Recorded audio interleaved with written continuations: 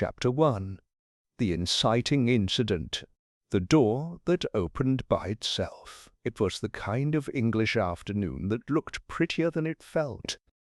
Sunlight danced off the ivy-covered walls of Hollingbury Grange, but the wind still bit at the edges of coats and curled beneath skirts with a malicious chill.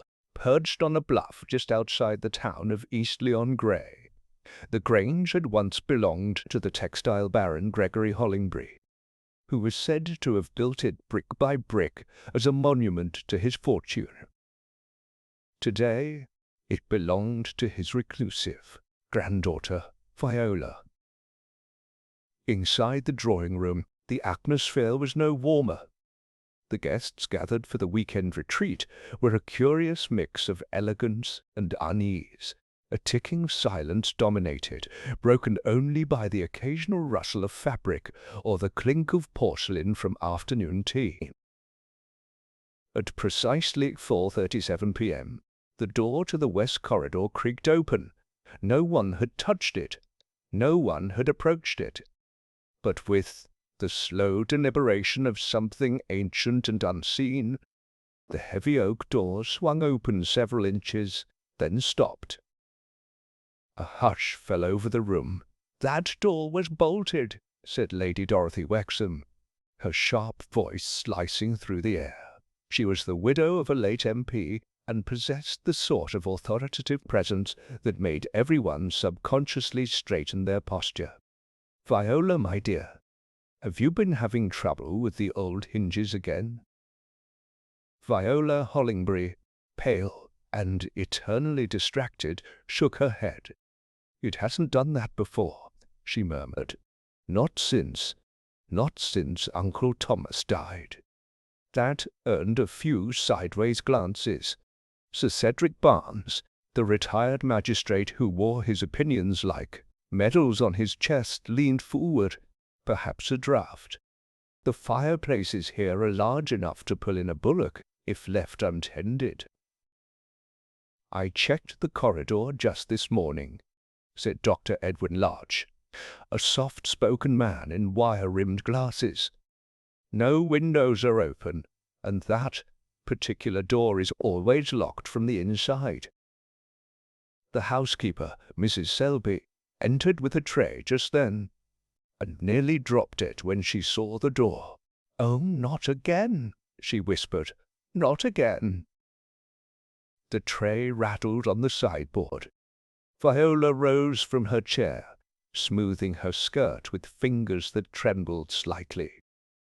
"Mrs. Selby, what do you mean, not again?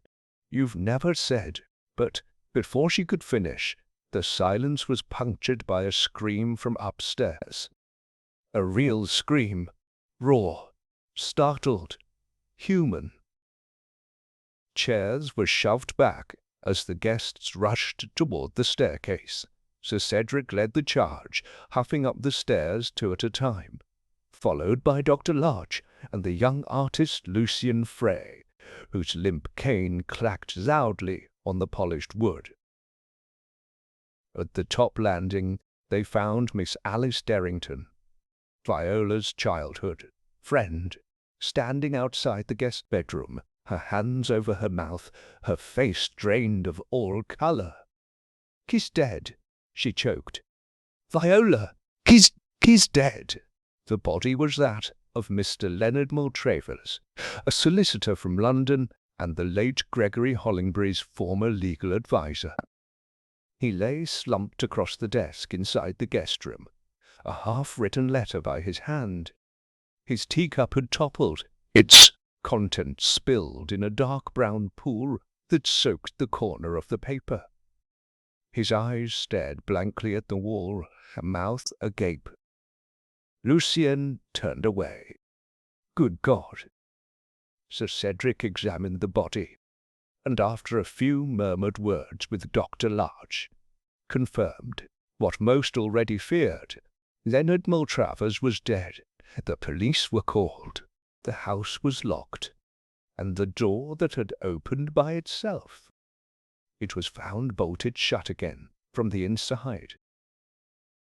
That evening, as the sun sank and the shadows grew long, Viola retreated to her grandmother's old writing-room, clutching a folded telegram. She read it again, her breath catching on the final line. Chapter 2. The First Clues. The morning after Leonard Maltravers' death began with a thin fog hanging low over the moors, as if the landscape itself was holding its breath. A uniformed constable from Eastleigh-on-Grey arrived just after sunrise to secure the premises, his youthful face struggling to mask a mixture of curiosity and unease. He was followed shortly thereafter by Inspector Claude Rickman of the county force, who entered Hollingbury Grange with the air of a man already forming conclusions. Poirot had not yet arrived. The body of Mr. Maltravers had been moved to the downstairs parlour for examination, pending the arrival of a proper coroner. Until then, the room was cordoned off with a thick velvet rope borrowed from the drawing-room curtains, and Mrs. Selby stationed herself like a sentry nearby, dabbing her eyes with a lace kerchief. Inspector Rickman began his work in the guest bedroom, the room where Maltravers had died. Viola stood with him in the doorway, pale but composed, her hands clasped tightly in front of her. "You say he was writing a letter when it happened?" Rickman asked, gesturing to the mahogany writing desk. "Yes," Viola replied. "Alice said she found him slumped over it. I haven't touched anything since." Rickman crouched to examine the floorboards, then straightened and leaned over the desk. The half-written letter remained in place, now dry from the spilled tea, but still legible in Maltravers' careful cursive. "Viola, I must confess something that I should have told you long ago. Your grandfather's will—" The sentence ended mid-stroke, the final word trailing off in a jagged incline. Rickman's brows drew together. "Curious," he murmured. "A confession interrupted. The ink is smudged where the tea splashed, but the rest is intact. Could he have been writing under duress?" Viola blinked. "He was alone, was he?" The inspector moved to the window, lifting the latch. It was locked. No signs of forced entry. The room was neat, too neat. No signs of struggle, no tipped-over furniture. Only the teacup, its contents spilled, and the faintest scent of almonds lingering in the air. "Who prepared the tea?" he asked. "Mrs. Selby. She always does. But Leonard, Mr. Maltravers, poured it."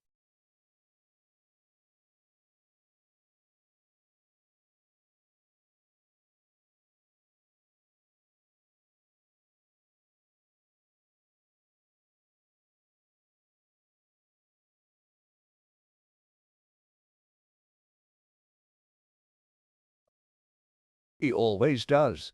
But Leonard, Mr. Maltravers, poured it himself." Rickman scribbled something in his notebook. Downstairs, Sir Cedric was holding court in the library with Dr. Larch and Lady Wexham. Alice Derrington sat silently by the fire, still pale from the previous evening's shock. Lucien Frey sketched absently in a small notebook, looking up only when the inspector entered. "I'll need to speak with you all one by one," Rickman announced. "Until then, I'd ask you to remain on the grounds." Lady Wexham scoffed. "Are we under suspicion, Inspector?" "No, madam. Merely being cautious. A man is dead, and I mean to understand why." Before he could say more, a voice came from the entrance hall. It was unmistakably foreign, precise, clipped, and yet filled with an almost theatrical charm. "I believe, monsieur, That is precisely why I am here." Every head turned. Standing in the threshold, impeccably dressed in a grey suit and a black overcoat, was a man no taller than 5 feet 6.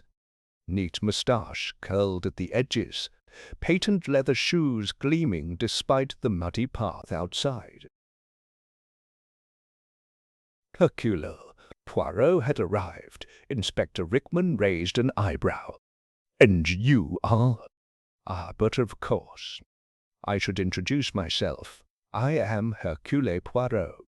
Mademoiselle Hollingbery has invited me to assist in this most peculiar affair." Viola stepped forward from the hall. "I sent for him yesterday, after the incident with the door, before Mr. Maltravers." She trailed off. Poirot's sharp gaze shifted toward her, then toward the drawing-room, where the door had swung open. He said nothing at first, merely nodded. "A door that opens by itself," he murmured. And then, later, a death. Curious, n'est-ce pas? Rickman gave a stiff nod. "You're welcome to observe, Monsieur Poirot, but I intend to manage this investigation properly." "But of course," Poirot said smoothly. "I do not doubt your thoroughness, Inspector. I only observe what others might overlook," removed his gloves slowly, delicately, and walked into the drawing-room with deliberate steps. There it was, the west corridor door. Heavy, oak-panelled, with an iron bolt that now sat firmly in place. Poirot crouched before it, studying the base where the wood met the floor. "Uneven by half an inch," he said softly. "And yet the angle is precise." He looked at the hinges, then to the latch, and finally towards the distant window across the room. No wind strong enough, no draught. And yet the door opened of its own accord, just once. Poirot stood and turned to Viola. "Mademoiselle, may I see the other guest rooms?" She led him upstairs in silence, followed closely by the inspector. As they reached the landing, Poirot's gaze lingered on the framed photographs. Old black-and-white portraits of Gregory Hollingbery, his children and grandchildren. But one frame was missing from the centre. "A portrait has been taken down?" he asked casually. Viola froze. "It fell last week. We haven't had it repaired." Poirot tilted his head. "And the person in it?" "My uncle, Thomas Hollingbery. He died 2 years ago, in this very house." He nodded thoughtfully. In the guest-room where Maltravers had died, Poirot surveyed every object with silent precision. He sniffed the teacup, but didn't touch it. His fingers hovered over the blotting paper. Then he stepped back. "It is a strange death," he said finally. "A man mid-confession, a cup of tea, and a door that opened without reason." Poirot turned back toward Viola. "Mademoiselle, you said in your telegram not to speak until I arrived. That was wise. Now tell me exactly what happened. The first time that door opened by itself." And Viola, her voice trembling despite herself, began to speak, count consistent, progressing the narrative naturally while leading into the next section. Chapter 3. The gathering of suspects Viola's account, once prompted, came with careful clarity.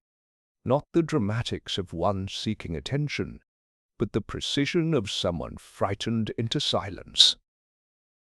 "It was 3 nights ago," she began, as Poirot, Rickman, and Dr. Larch gathered in the salon, a room whose velvet drapes and grandfather clock lent it a sombre, expectant hush. We'd all returned from dinner at the local inn. The house was locked, the fires stoked, everything as usual. Then, around 10, I heard a creaking sound from the drawing-room. She paused. I thought perhaps it was Mrs. Selby, but when I came downstairs, the door to the west corridor was wide open, just like last night, but no one was there. It was as if something had passed through. Poirot folded his hands neatly in front of him, and this was before Mr. Maltravers arrived. Yes, Viola said. He only arrived the following day. Poirot's moustache twitched. Très bien. Then the door is not a reaction to the man's presence. At least not directly. Inspector Rickman remained skeptical. Sounds like old hinges, a draught, or a flight of nerves. Poirot turned slightly toward him. Perhaps, but the door in question was bolted last night, no, and it opened still. We are not in the habit of ignoring impossibilities when a man lies dead. With that, he requested to meet each of the guests, one by one. They assembled in the library, the only room large enough to hold them all without feeling suffocating. Poirot, standing near the tall windows, where light streamed in with muted elegance, took each face in turn.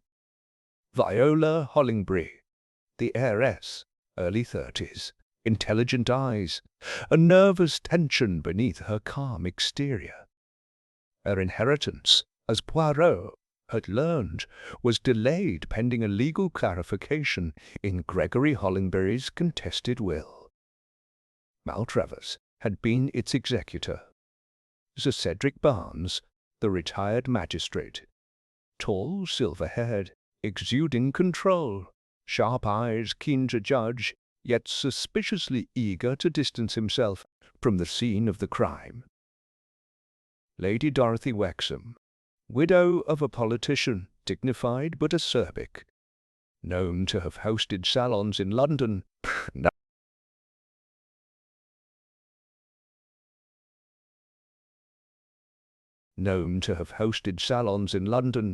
now reportedly suffering from mounting debts after her husband's estate dwindled. Dr. Edwin Larch, the country physician, awkward in manner, but precise in speech, a long-time acquaintance of the Hollingbury family, and the first to pronounce Maltravers dead. Alice Derrington, Viola's childhood friend, delicate, watchful, still visibly shaken by discovering the body. An artist of some renown, having returned from a residency in Florence just 2 weeks prior. And Lucien Frey, a Parisian painter and recent guest at the Grange. A limp in his right leg from a riding accident gave him an oddly rhythmic gait, his cane tapping with each step, handsome, charming, and curiously evasive whenever questioned about his reasons for being there. Poirot sat before them, silent for a long moment. "Madames, messieurs," he said at last, "I do not believe in ghosts. I do not believe in cursed doors or spirits from beyond. But I do believe in patterns, in the peculiar logic of human behavior. And somewhere here among you is a pattern I do not yet understand." Sir Cedric's lip curled faintly. "Are we being accused of something, Monsieur Poirot?" "No, monsieur. You are being observed." Poirot turned to Viola. "May I ask, mademoiselle, why you invited all these particular guests? It is not often that such a diverse group is gathered in a country home during winter." Viola hesitated, then looked down.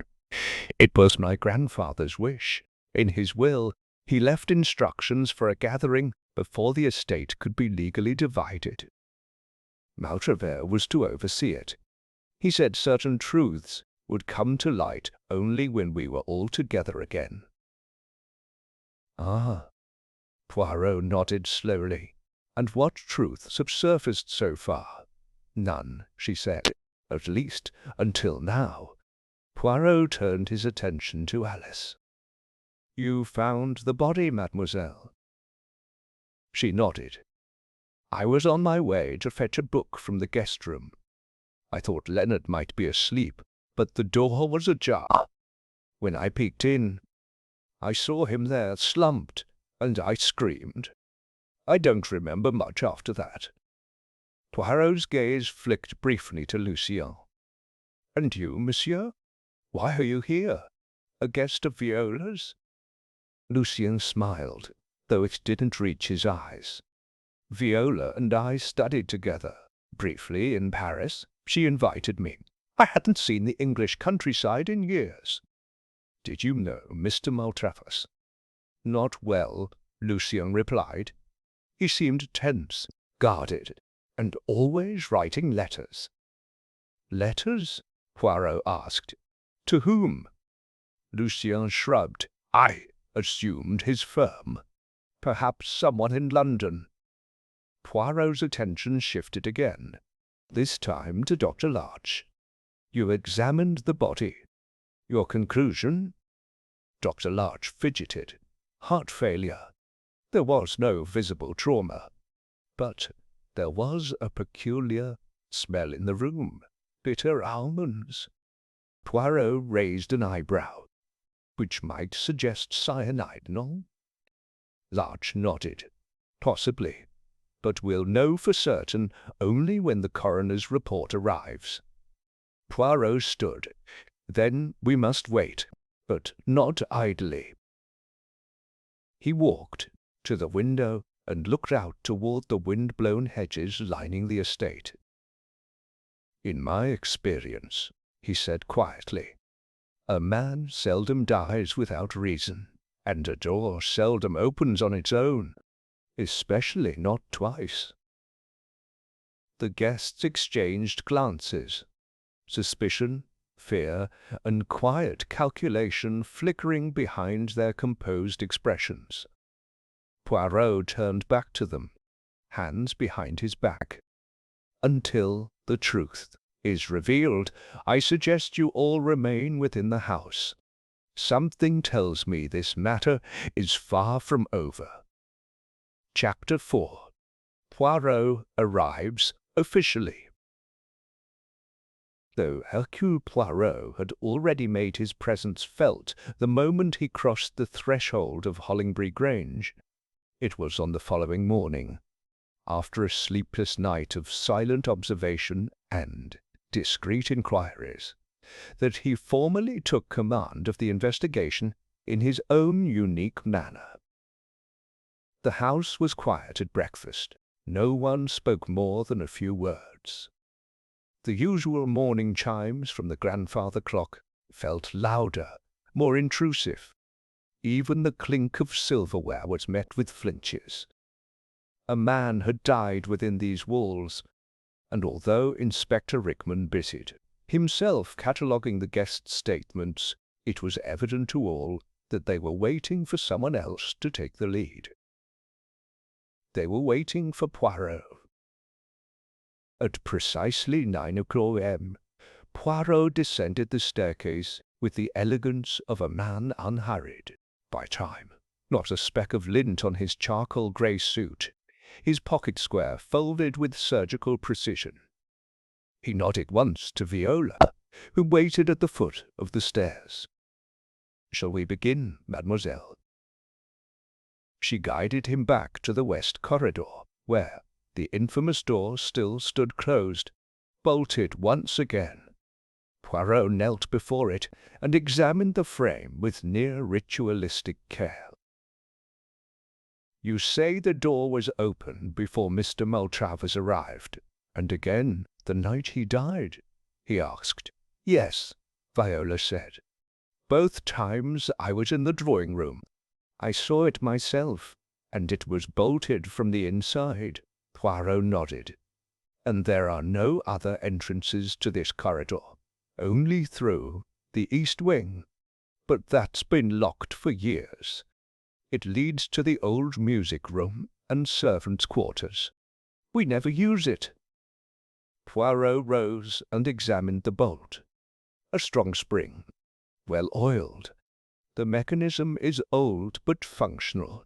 No damage, no forcing. He peered beneath the doorframe, and yet no signs of tampering, no string, no wire. Which means... He stood and turned. "It is not how the door opened that troubles me. It is why it opened, and at what moment." That remark hung in the air long after he left the corridor.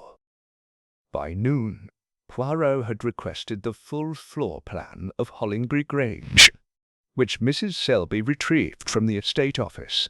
The parchment was brittle, with faded ink markings and annotations in Gregory Hollingbury's hand.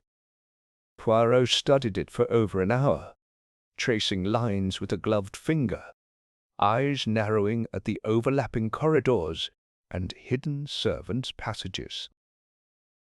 "Voila!" he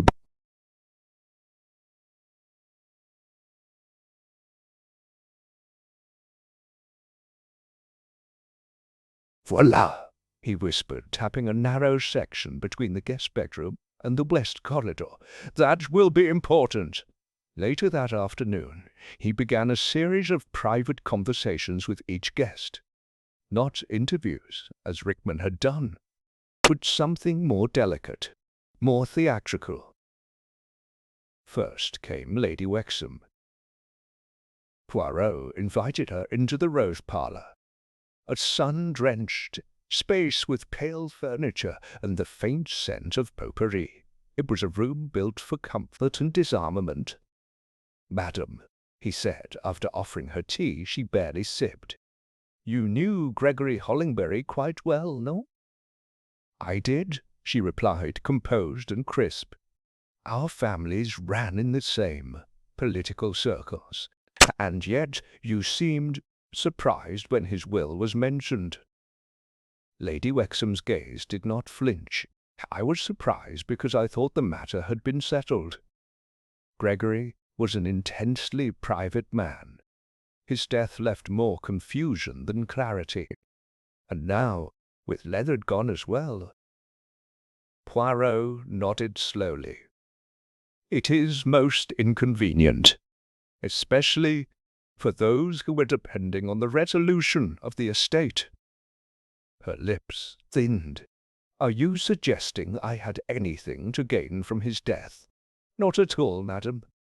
I am only noting that motives are like locks. Each requires a key. I am searching for the one that fits." When Lady Wexham left, Poirot allowed himself a quiet smile. Next, he spoke with Dr. Edwin Larch. The physician entered stiffly, hands behind his back, eyes uncertain. Poirot gestured to a chair and began. "You were the first to examine the body, What did you observe?" Dr. Larch exhaled through his nose. "No sign of struggle, no visible wounds. I noted a smell of bitter almonds, which may suggest cyanide. But I'm not a toxicologist. Still, you must have some theory." "I believe he was poisoned," Larch said bluntly, "whether in his tea or otherwise. But I cannot confirm it without a proper autopsy." Poirot tilted his head. "And who had access to the teacup?" "Everyone. It was a self-serve tray. Mrs. Selby brewed it, but Mr. Maltravers poured it himself." "A dangerous liberty," Poirot murmured. "And you, doctor, have you ever administered cyanide?" Larch blinked. "No, certainly not. No former cases, no experiments. I'm not that kind of doctor." Poirot raised an eyebrow, said nothing, and dismissed him. The afternoon waned, and Poirot continued his quiet crusade of probing questions. To Alice Derrington he posed only a single query. "What were you looking for in the guest room that night?" She blinked. "A book. I left it there earlier." "A book you have yet to name," Poirot replied gently. She flushed, eyes flickering. "It was a poetry volume. Tennyson." Poirot nodded. "Ah, yes, Tennyson, always popular in times of grief." Lucien Frey came next. His interrogation was the briefest. "Monsieur Frey," Poirot said, "why have you not unpacked?" Lucien smiled faintly. "I intended to, but after the death I felt it rude, and yet you arrived 3 days ago." The smile faltered. Poirot leaned forward. "You are not here by accident, nor are you simply a painter passing through." Lucien stood, adjusted his coat, and left without answering. By the end of the year's day, Poirot stood alone once more in the corridor outside the infamous door. He did not speak. He simply stood still, watching the door with the intensity of a man trying to will it open again, not with force, but with understanding. Behind him, the Grange whispered with old secrets, and somewhere in the house, someone was watching him watch the door. Chapter 5. Initial interviews begin. The morning fog returned, curling through the hedges like a living thing, softening the edges of the world, as if nature itself were reluctant to expose what truly lay beneath the surface. Hollingbury Grange, with its tall windows and watchful chimneys, stood like a house holding its breath. In the drawing-room, Poirot arranged a single chair opposite the fireplace, a deliberate stage. The others, scattered behind him along the edges of the room, would be kept out of view and out of earshot. It was time to listen, not just to what was said, the dynamicness, but to what was avoided. Inspector Rickman hovered in the corner, notebook in hand, still visibly irritated at his sidelining, but even he grudgingly had begun to defer to Poirot's quiet command. The first to be summoned was Sir Cedric Barnes. He entered briskly, posture rigid, cane tapping sharply against the floor. "If this is to be some sort of inquisition," he began, "I'd prefer to get it over with." Poirot gestured to the chair. "But of course, please sit. This is not the Inquisition, Sir Cedric. It is only an opportunity for clarity." He waited until the older man sat before continuing, his tone smooth. "You have known the Hollingbury family for decades, no? A long association. I served with Gregory in committee during the war," Sir Cedric replied, voice clipped. "We were not close friends, but there was mutual respect. Did you benefit from his will?" Sir Cedric's eyes narrowed. "A modest bequest, I believe. Nothing extraordinary." "Yet you are here, summoned along with the rest." He nodded curtly. "I received the same invitation." Gregory had always spoken cryptically about a final reckoning, one last attempt to correct the past. I assumed it was more of his old flair for the dramatic. Poirot's eyes twinkled. "And you, monsieur? Have you anything in your past that required correcting?" Sir Cedric's jaw tightened. "Certainly not. I've lived an honest life. No skeletons in my closet." Poirot said nothing more. He simply watched the man rise and walk out with his usual measured stride, though perhaps just slightly too measured this time. Next came Dr. Edwin Larch. The doctor entered slowly, glancing once toward the fireplace, as if the flames themselves might interrogate him. "I've already given my statement."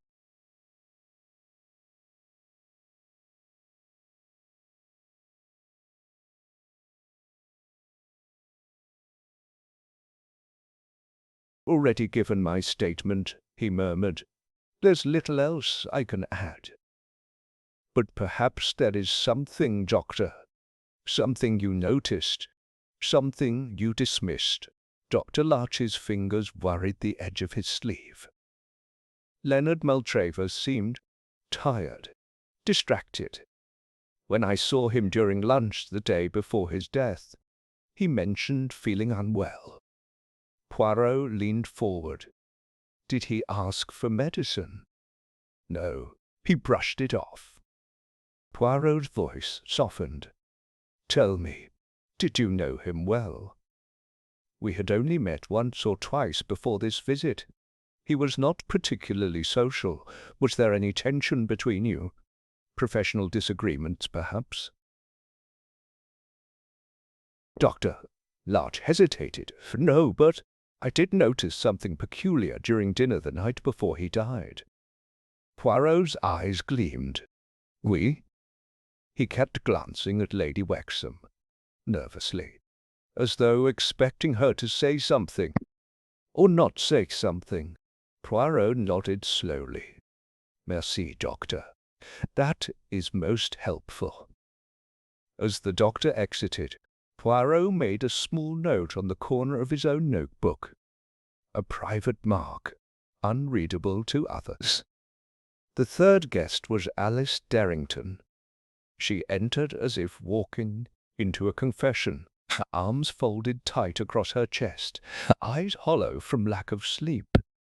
"I didn't mean to see him," she said before she'd even sat. "I wasn't trying to snoop." "No, no," Poirot said gently. "I believe you. You stumbled upon the body, yes. And yet, you say the door to the room was ajar."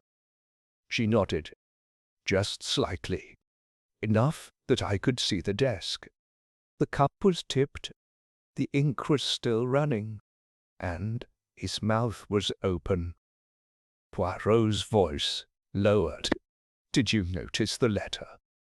"I did, but I didn't read it. I just screamed. A perfectly natural reaction. But tell me, mademoiselle, how long had you been back from Florence?" 2 weeks. And you and Viola close as ever?" She hesitated. "We drifted after university, but she invited me, and I came. I needed the change." Poirot folded his hands. "And Mr. Maltravers, did you know him before this?" "Only through Viola. He was always around her, always advising. I never liked him much. Something about him always felt calculated."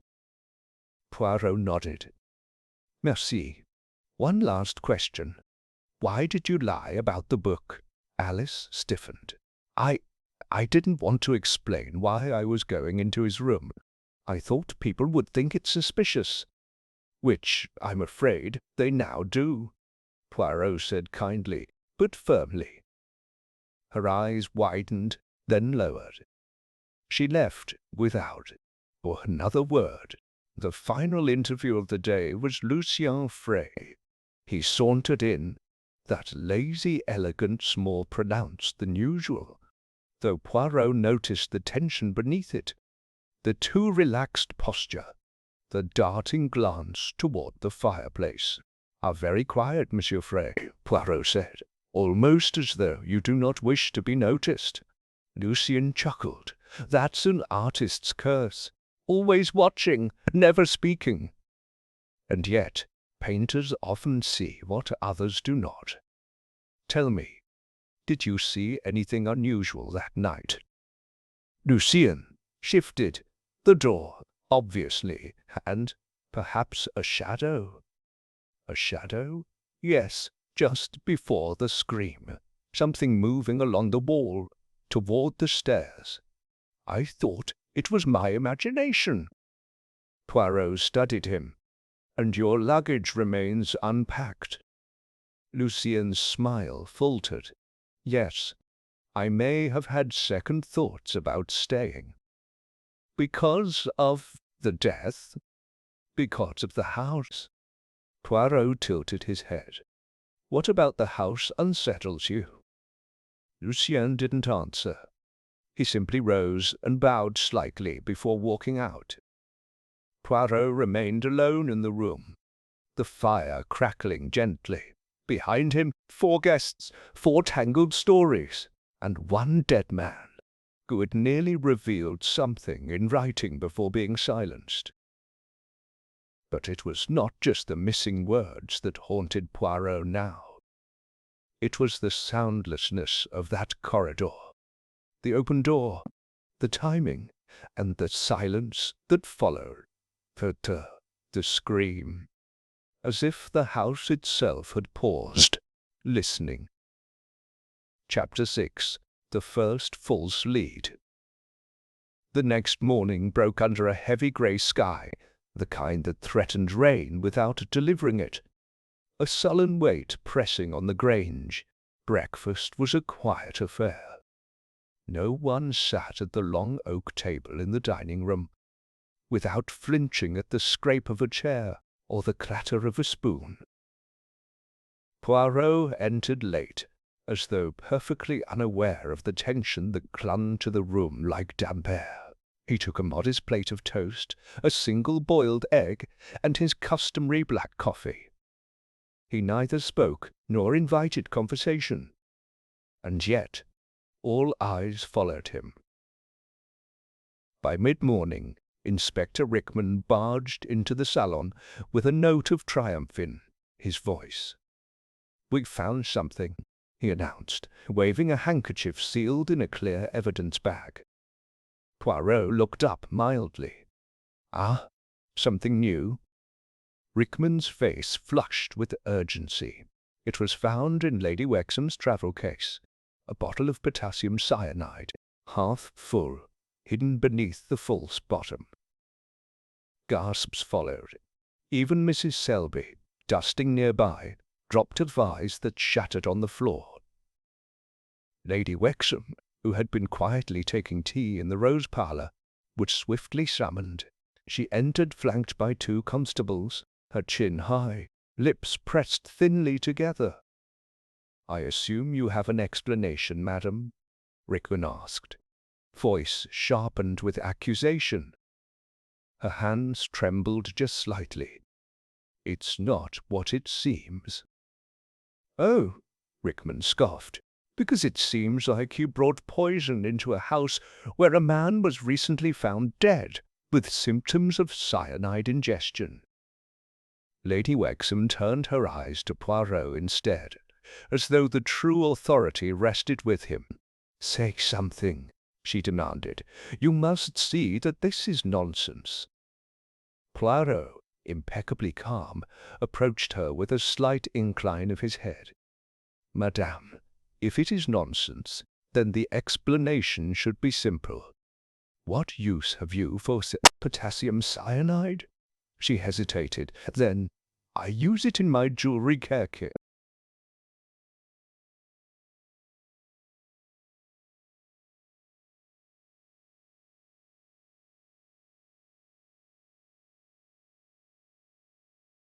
"Cyanide?"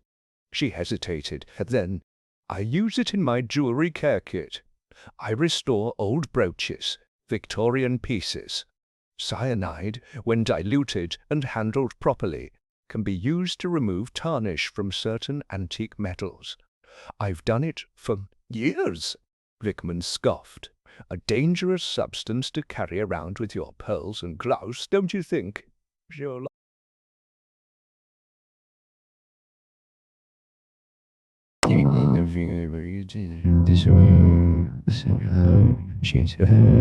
Not once since exchanged a glance with Rickman, then turned to Dr. Larch, who had entered the room quietly. "Doctor," he said, "do you recall the exact symptoms displayed by Mr. Maltravers?" Larch nodded. "No convulsions, no vomiting, just sudden collapse. Cyanide poisoning is violent, fast. He showed none of the signs I would expect. That's why I've been unsure." Rickman bristled. "Then why mention the almond smell?"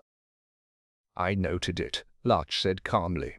"But in retrospect, I wonder if it wasn't simply residue from the tea. Some almond blends are artificially scented." Poirot gave a slight nod. "Indeed, smell is easily misinterpreted, especially when one expects something ominous." Wexam exhaled slowly, a tremor easing from her shoulders. Rickman, though clearly annoyed, muttered, "We'll hold the item for evidence, regardless." "Bien sûr," Poirot agreed. "But for now, perhaps Lady Wexam can have her dignity restored." As she exited, Poirot followed, not out of sympathy, but curiosity. Outside in the hallway, he caught up with her and spoke softly, so only she could hear. "You knew Gregory Hollingbury's first wife, did you not?" Lady Wexam froze, her spine stiffening. "What does that have to do with anything?" Poirot's voice dropped to a murmur. "Perhaps nothing, or perhaps everything. You see, someone in this house knows more about that marriage than they've said." She looked at him, and for the first time since his arrival, her gaze held real fear. "I thought no one remembered her," she said quietly. "She died decades ago." Poirot's eyes gleamed. "And yet she has not entirely left." He left her in the corridor, her breathing shallow. Later that afternoon, Poirot returned to the guest room where Maltravers had died. He examined the desk again, this time with gloved hands and a magnifying glass. He noticed a faint smear on the underside of the blotter paper, something rubbed hastily, perhaps even intentionally. He traced it with his finger. Ink, fresh ink. He lifted the blotter. There, faint but legible, was the reverse impression of the rest of the letter, pressed too lightly on the original to show, but captured perfectly beneath. "Your grandfather's will was altered. There is another heir, Viola. Someone you do not know exists. I have kept this secret for far too long, and it ended." Poirot stood very still. "A second heir," he whispered, "hidden, and someone was desperate to keep it that way." He replaced the paper and returned the desk to its previous state.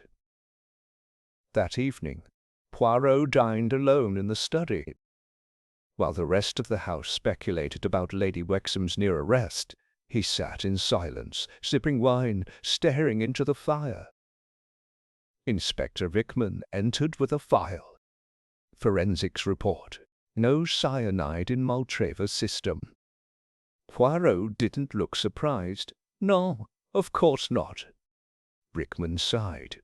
"Then we're back where we started." Poirot smiled faintly. "No, Inspector, we are not at the start. We are simply passing through a false clearing in the woods, one meant to mislead." He leaned forward, eyes glinting, "and that is when the most dangerous part begins." Chapter 7. The Psychological Game. The next day Poirot emerged earlier than usual. No fuss, no fanfare, just a crisp suit, polished shoes, and a sharp glint behind the eyes. He was a man who had seen something others had missed. And now he was going to shake the dust off that truth, even if it made everyone in the house a little uncomfortable. By 10 o'clock, the guests were gathered again in the library, under the pretense of a group discussion requested by Inspector Rickman. In reality, Poirot had arranged it. He stood before them not as a man presenting accusations, but as one weaving threads together in front of the weavers. "Let us talk," he began, "of secrets, of silence, of what people do not say." There was a pause. Lucian Frey leaned back in his chair, arms folded. Alice sat stiffly, eyes flicking between faces. Lady Wexham held a cup of tea with fingers so tight around the porcelain it was a miracle it didn't shatter. "You see," Poirot continued, "in a house like this, with history in every hallway, silence is often louder than sound, and when one man dies just as he is about to speak, well, that silence becomes deafening." He looked directly at Alice. "You, mademoiselle, knew Mr. Maltravers better than you admitted." Her eyes widened. What?" Poirot nodded slowly. "You told us you barely knew him, that he was only ever around Viola. But in your room I found a sketch, not of a landscape, not of a flower, but of him, Maltravers, seated, looking away, introspective, rendered with familiarity." Alice flushed. "It was just a study. I sketched everyone. But you did not sketch Viola, or Lady Wexham, or even Lucian. Only Mr. Maltravers." "Why?" Her silence was answer enough. Poirot softened his tone. "Perhaps you saw something in him. Or perhaps he confided in you. I saw that he was afraid," she whispered finally. "He had this weight on him, like he wanted to confess something. And he said once, not to me, just aloud in the corridor, that the dead are never really gone in this house. I thought he was being dramatic." "Ah," Poirot said gently, "but perhaps he was not." Poirot turned then to Lucien. "And you, monsieur, have still not unpacked, even after several days." Lucien, "After several days." Lucien gave a thin smile.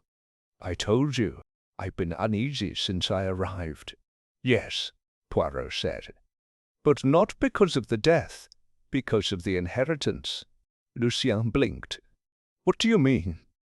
"I have reason to believe you are not here as Viola's guest as claimed. You are here because you were instructed to be, summoned like the rest. But your connection to Gregory Hollingbury has nothing to do with art or friendship. It is blood." A hush fell over the room. Lady Wexham set her cup down with a trembling hand. Lucien hesitated, then spoke. "That's absurd." "Is it?" Poirot said. "Because Maltravers's unfinished letter, the one he died writing, revealed that Viola is not the sole heir. There is another, someone no one in this house speaks of, someone long kept in the dark, or perhaps kept out of the will deliberately." Lucien opened his mouth, then closed it. Poirot leaned forward. "Your father, and the artist Jules Frey, once worked in London, quietly, an obscure painter. But he once did a portrait of a young woman named Helena Marston." The name made Lady Wexham visibly tense. "She was Gregory Hollingbury's first wife," Poirot continued, "before the marriage was annulled, before the official records were tidied." Lady Wexham stood abruptly. "This is gossip, slanderous and cruel." "No," Poirot said, his tone suddenly cutting. "It is the past you thought had been buried, but Maltravers was digging it up, and you knew it." She faltered. Poirot's voice softened again. "I do not say you killed him, madam, but I do say you knew who Lucien was before he ever arrived. You saw the resemblance. You recognized the surname. and it frightened you." Lady Wexham didn't respond. She turned and walked out, her departure loud with implication. Poirot returned, to Lucien, whose face had lost its colour. "I am not here for the money," Lucien said quietly. "I didn't even know. I received a letter from Maltravers. He said I needed to come, that something important would be revealed." Poirot nodded. And perhaps he meant to reveal it. Through the letter he never finished. But someone feared what he might say aloud. Someone acted. He stepped back, looking over the guests. What remained of them? I do not yet know who, but I now know what they feared. The guests dispersed after that, some in silence, others in whispers. Poirot returned to the west corridor, where the infamous door remained bolted shut.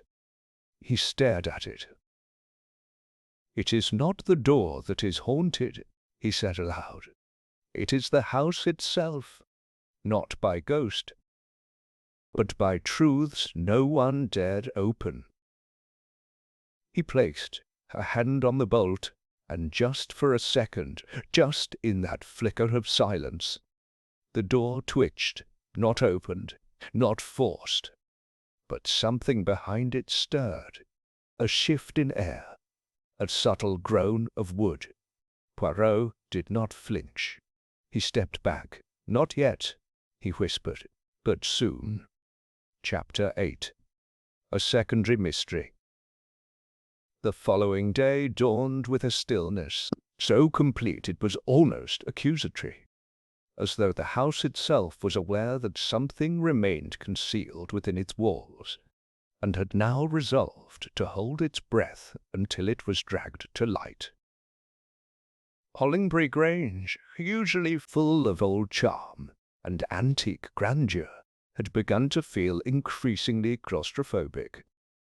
The corridors echoed a second too long.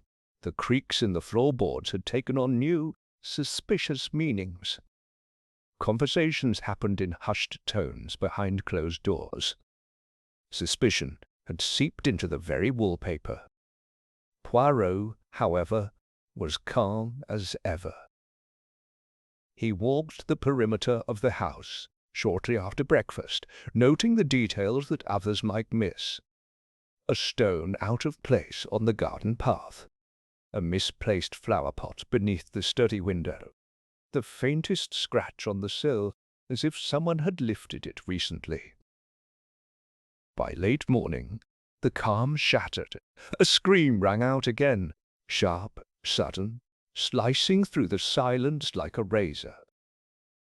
Poirot was already halfway up the main staircase when Mrs. Selby's voice cracked through the halls. "It's gone! The envelope's gone!" She was in the linen cupboard on the third floor, trembling as she held the door ajar. Inside was a hidden drawer at the back of a shelf, not visible unless one crouched and looked directly at it. The kind of hiding place someone would use if they'd lived in a house for decades. "It was here," she wailed. "Mr. Maltravers asked me to keep it safe for him. He said it had something important inside. Something for Miss Viola, if anything happened to him. I've not touched it since he gave it to me. And now?" Poirot knelt by the drawer. No signs of breakage, no scratches, no damage to the wood. Just absence. Rickman arrived moments later, trailed by the ever-watchful Sir Cedric and a noticeably pale Alice. "A robbery now?" the inspector asked grimly. "As if death wasn't enough." "Not a robbery," Poirot said quietly. "A cover-up. The envelope contained something that Maltravers did not trust to the post. Something too dangerous to keep on his person." He stood slowly. "And someone knew." Poirot turned to Mrs. Selby. "You told no one of the drawer?" "No, monsieur. Only him and me. That's all." Poirot nodded, which means the person who took it either searched the house out of suspicion or already knew it existed. He looked to the others. "Who among you knows the hidden places of this house? Not just the public rooms, but the servant corridors, the creaking panels, the old hiding holes left behind by 5 generations of Hollingberries?" The answer was almost too easy. Sir Cedric cleared his throat. "You're implying one of us knows the house too well," Poirot finished. He turned and walked briskly towards the east wing, which had been locked for years, or so Viola had claimed. But the door yielded to Poirot's touch. Not rusted, recently oiled, used. The corridor beyond was dim, draped in dust sheets and thick silence. Poirot stepped inside as the others hesitated behind him. He moved with purpose,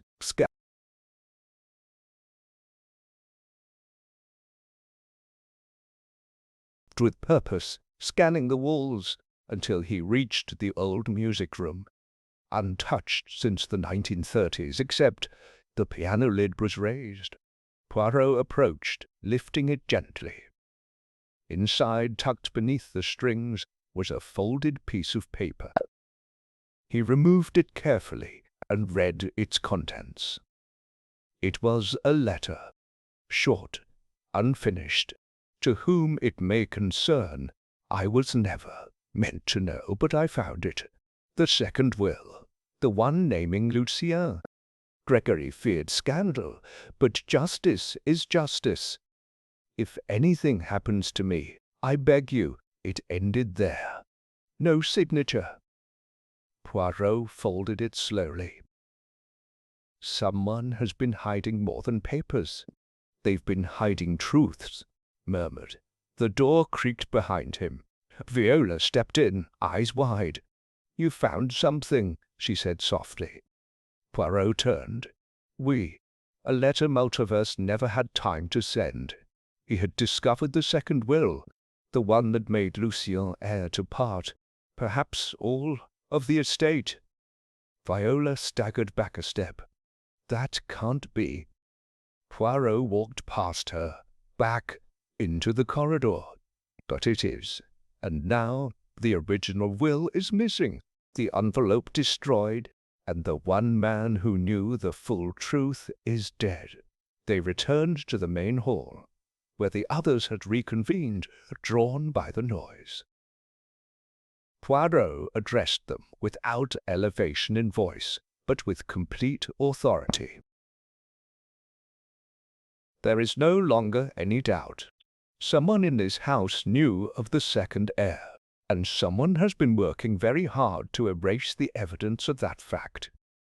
Lady Wexham's voice cut in like glass. "And you're suggesting—" "What? That we're all suspects in a scheme that no one can even prove existed." "I am not suggesting," Poirot replied calmly. "I am stating that the original crime was not merely the death of Mr. Maltravers, but the theft of truth. The truth that Gregory Hollingbury attempted to resurrect through his lawyer, and the desperate lengths someone has gone to in order to keep it buried." He turned to Lucien, whose face had grown unreadable. "This is no longer about who inherited what," Poirot said softly. "It is about who knew, and what they were willing to do to ensure no one else ever would." The grandfather clock struck noon. Somewhere in the Grange a door creaked open. This time everyone heard it, and this time no one moved. Chapter 9. Hidden Connections. The entire house seemed to shift with the sound of that creaking door. A subtle, ghost-like groan from somewhere deep within the structure, like the spine of the building itself, had stirred. Everyone in the main hall turned toward the source, but there was nothing to see, only the echo of something uninvited. Poirot didn't move immediately. His head tilted ever so slightly, like a man passing the language of silence. "Again," he murmured, "the house speaks." Inspector Rickman, already tense from the earlier revelations, barked an order. "Check the west corridor. Seal it off. No one moves alone." 2 constables took off down the hall, boots clapping on tile. The guests lingered in frozen unease. Even Sir Cedric, usually so composed, looked genuinely shaken. Poirot, however, remained unnervingly calm. "Something has changed," he said softly. "The ghost, if we can call it that, grows bolder. Or perhaps it is the conscience of a guilty soul, growing careless." Within the hour, Poirot had reassembled the group in the salon, not by force, but by his quiet insistence. One by one, they returned as though drawn by gravity. This time Poirot didn't begin with questions. He began with names. Helena Marston, Jules Frey, Thomas Hollingbury. The effect was electric. Lady Wexham stiffened. Sir Cedric turned pale. Even Viola blinked rapidly, the names like stones thrown into deep water. Poirot paced slowly before them, hands behind his back. "These names," he continued, "form the axis of this mystery. The forgotten wife, the obscure artist, the brother who died too suddenly. You see, messieurs et mesdames, this is not only a case of a man silenced before he could speak. It is a case of history, buried, rewritten, and now resurfacing through cracks no one can repair." He turned sharply to Lady Wexham. "You knew Helena Marston, did you not?" She didn't answer. "Allow me," Poirot said gently. "You were her companion briefly when she lived in the city after her annulment. You kept the secret for Gregory, and you were compensated for your loyalty." Lady Wexham's voice was brittle. "It was another time. People made arrangements, quiet ones." "Arrangements," Poirot repeated, "like ensuring the child born after the separation would be raised abroad, quietly, without surname, without rights." Lucien's expression shifted, less shock than confirmation. "I always wondered," he said under his breath, "why my father was paid to leave London, why he never spoke of his past." Poirot nodded, because someone ensured he would not. But the truth always breathes even under stone. And Gregory, near the end of his life, wished to undo the lies. He instructed Maltravers to draft a second will, one acknowledging Lucien Frey as his grandson. Viola's voice broke the silence. "Then what happens to the estate?" Poirot turned to her, his voice unchanging. "That, mademoiselle, depends on the original will, which has been destroyed, and on the second will, which is missing." Rickman folded his arms. "Which means nothing unless it's found." Poirot's eyes narrowed slightly.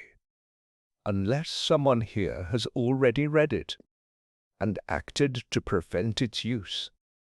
He turned to Sir Cedric now, his tone more pointed. "You, monsieur, were Gregory's confidant and executor, but for Maltravers. The legal framework of the will passed through your hands more than once." Sir Cedric's mouth tightened. "And what are you implying, Poirot?" "That you had access and motive. You stand to lose your bequest should the will change." Sir Cedric rose abruptly. "That is a serious accusation."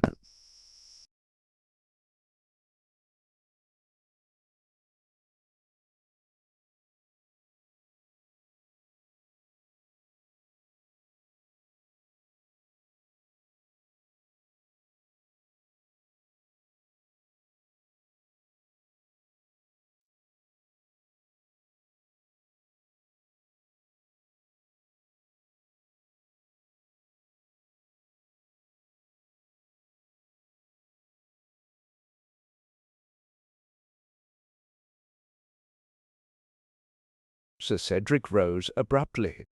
"That is a serious accusation." "It is not an accusation," Poirot said evenly. "It is an observation. You walk these halls like a man familiar with every passage.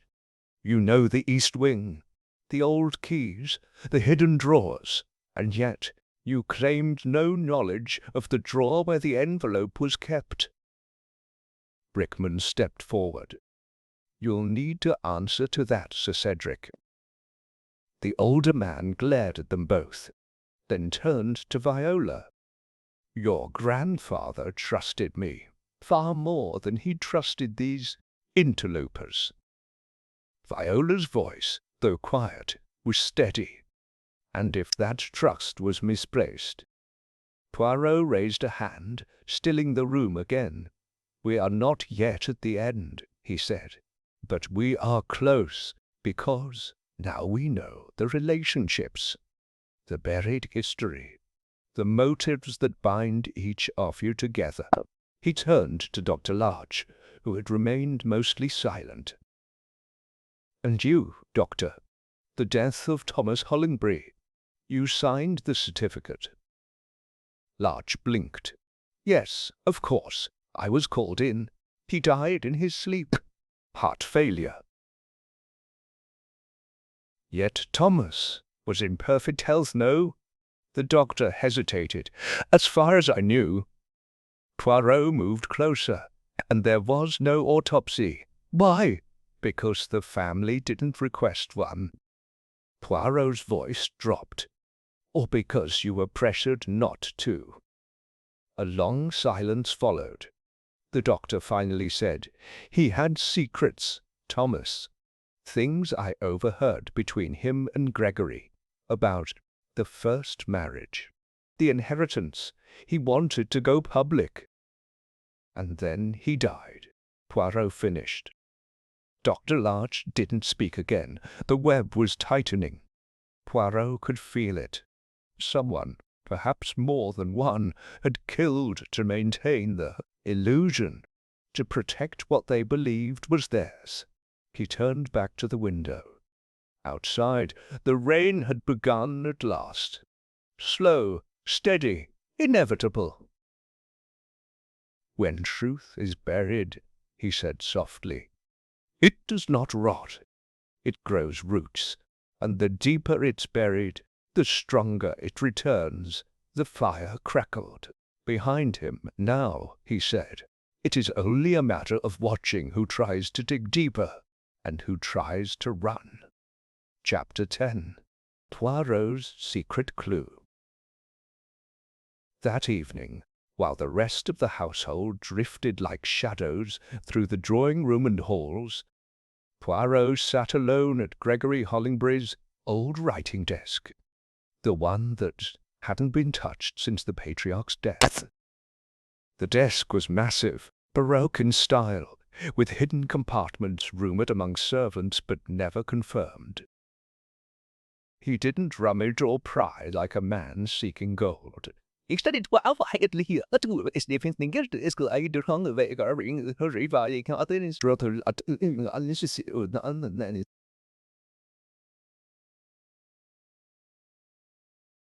and the summaler is done, and but raised the two created with here, if you shallow grooves, he pressed it in a deck gently. A soft click. The top of the desk popped open with the faintest hiss of released air.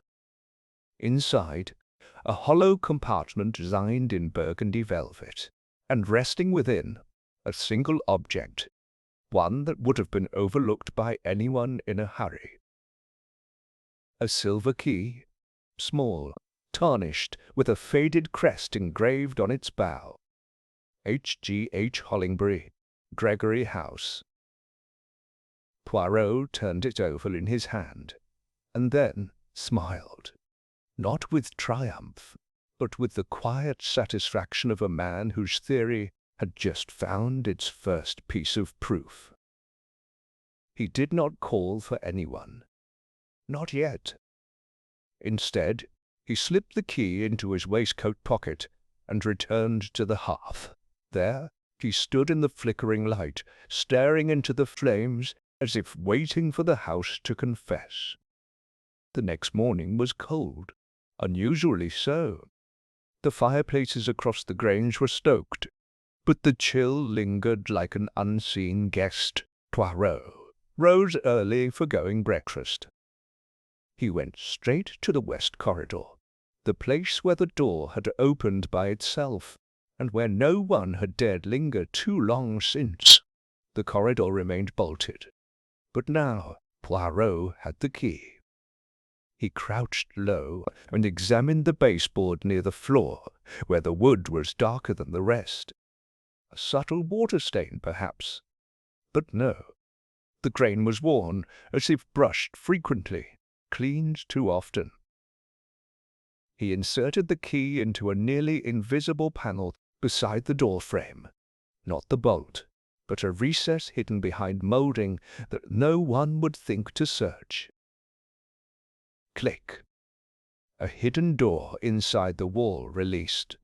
Not the grand oak door the others had seen swing open, but a false panel, flush with the shadows, that led to a narrow crawl space. Poirot entered alone. It was just wide enough for one man to pass, just tall enough not to crouch. The air was stale, touched by old dust and the faint metallic scent of something once spilled long ago.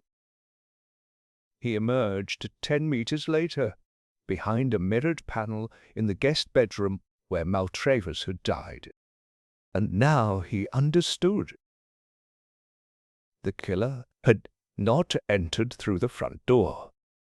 They had been in the walls, a secret passage known only to those with intimate knowledge of the house, had allowed someone to enter Maltravers' room unseen, silence him before he could finish the letter, and vanish without trace.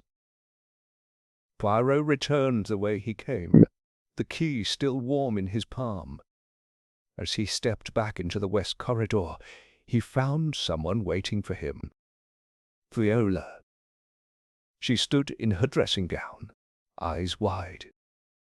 "You were gone a long time." "I was not far," he said softly. "Where did you go?" "To find the truth, or at the very least its door." She hesitated. "Is it over?" Poirot shook his head. "No, mademoiselle, it is only beginning. But now I have my first weapon." Later that afternoon, Poirot gathered the household again, this time in the East Wing's conservatory, a once forgotten room of glass and green wrought, long neglected. He placed the silver key on the table. "This," he said, "is the key to the hidden corridor behind the west door. The door that opens without cause. It leads directly to the guest room where Mr. Maltravers died." A long silence. Lucienne stepped forward. "Are you silence?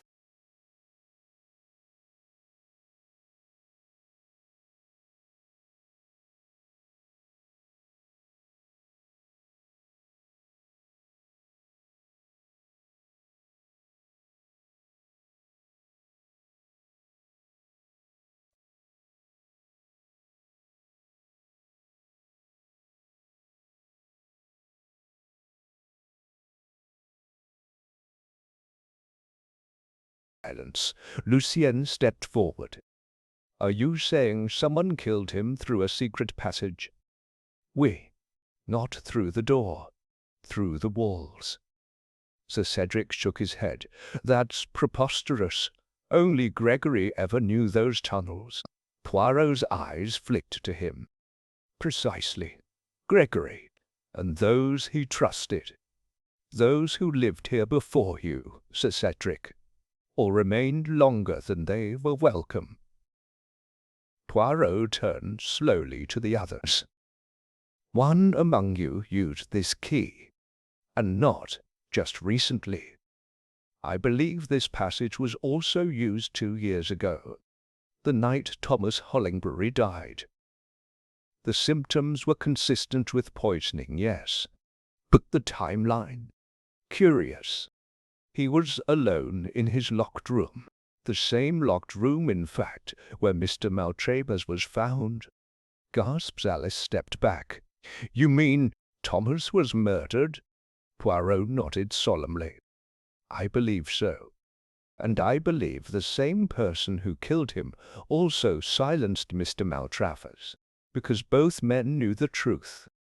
Both men threatened the illusion this family has clung to, of a single heir, a clean legacy, a neat end. Rickman stepped forward. Do you have evidence? Poirot tapped the key. Not yet, but I have motive, method, and soon I will have mistake. Because a killer, once desperate, always slips. He turned to the room. Tonight I shall test a theory, a final test, and when it concludes, the guilty will have nowhere left to run. The storm outside had grown louder. Rain lashed against the conservatory glass. Somewhere a door creaked. Not the hidden one this time, but a real one, honest and open. Poirot did not flinch. The trap was nearly set, and this time he would be waiting. Chapter 11. Tensions. Bride's evening descended on Hollingbury Grange like a shroud, smothering what little warmth remained in its cold, cavernous halls. The rain had grown heavier, drumming on the windows with restless fingers.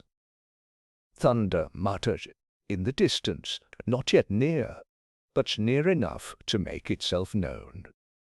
Inside, the house felt like it was contracting, drawing inwards around the small group of people now bound together by the shared knowledge that a killer walked among them. They no longer drifted from room to room. They hovered in pairs, watching one another with guarded eyes, their conversations halting, clipped, fraught with unspoken accusation. Tensions rose like steam from a kettle.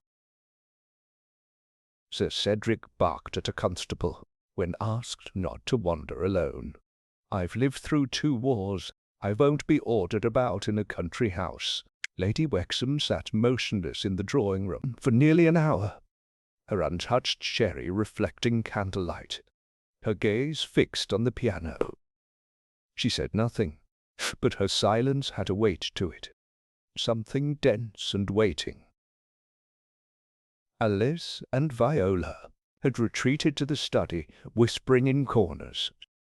At one point, their voices flared and the door slammed. When questioned, neither would admit what was said. Lucien Frey spent most of the evening outside in the covered portico, leaning against the stone balustrade as the storm churned across the hills. He smoked in silence, the glow of his cigarette a distant ember in the rain. Poirot watched it all. He moved through the house like a shadow, listening more than speaking. Every glance exchanged between guests, every hand fidgeted with too long, every hesitation before answering a question. It was all data, carefully stored in the meticulous filing cabinet of his mind. At 8:30, he called them to the library. He had said earlier that he intended to run a final test, and though no one admitted it aloud, they were each desperate for the ordeal to end. When the guests had assembled, Lady Wexham, Sir Cedric, Lucien, Alice, Viola, and Dr. Larch, Poirot remained standing. He held nothing in his hands. There were no documents, no dramatic revelations, just words. Monsieur Maltravers, he began, was not killed by cyanide, nor was he killed by fear, or accident, or fate. He was murdered, silently, deliberately, and the murderer used a passage that most of you had forgotten. existed. No one interrupted. Poirot walked slowly across the carpet, each footstep precise. We have, over the past days, uncovered motives, secrets, buried connections. We have seen what desperation looks like in polite clothing. He turned to Sir Cedric, a man whose authority is slipping, who knows that his legacy, once promised, could be taken by a stranger. Then, too, Lady Wexham, a woman who has hidden her own shame for decades, a broken loyalty, a bargain made in silence. Then Alice, a witness, perhaps more, a woman who saw more than she admits, who carries guilt not of commission, but omission. Then Lucien, a man invited to a house he didn't know, only to find his name etched in every corner. The very place that once rejected his mother. Then Dr. Larch, a doctor who signed not one, but 2 death certificates, both suspicious, both unexamined, and finally Viola, the rightful heir, or so she believed, now caught between what she was told and what may never have been true. He let the silence settle. Then he said very softly, "The test is already underway." They all looked at each other. "While you have spent the evening talking, watching, waiting, I have done one simple thing. I left the silver key missing." That startled them. Lucien stood. "What?" Poirot raised a hand. "It is not truly missing. I replaced it with a duplicate. It opens nothing. But the original is back in its hiding place." Lady Wexham's face went white. "And now," Poirot continued, "someone has tried to retrieve it." Gasps fluttered like moths in the room. Poirot turned slowly to the door. "Come in, if you please." A constable entered, holding something in his gloved hand. A second key, slightly damp from the effort it had taken to pull it from the hollow in Gregory's desk. Poirot held up the original.